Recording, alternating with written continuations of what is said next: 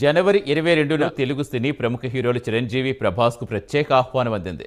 ఇజ్జత్ మొత్తం పల్లి సెటిల్ కలిపి నన్ను మాత్రం పిలవలేదాడు. వాళ్ళ వంతుగా వాళ్ళకు చాలా మంది తరలి వెళుతున్నారు అక్కడికి.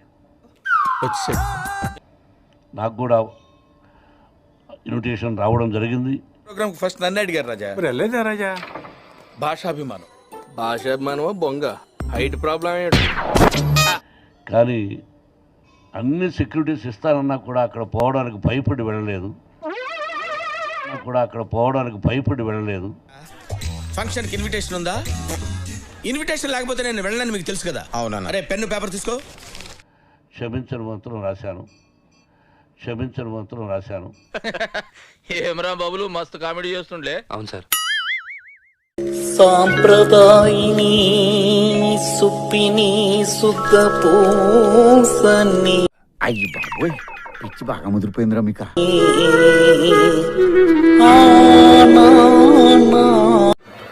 ఎందుకు వెరైటీ లేకుండా ఈ పిల్ల ఏమి చేయడు. పాపం ఇన్విటేషన్ అన్నట్టుంది. సరిపోయారు ఇద్దరు.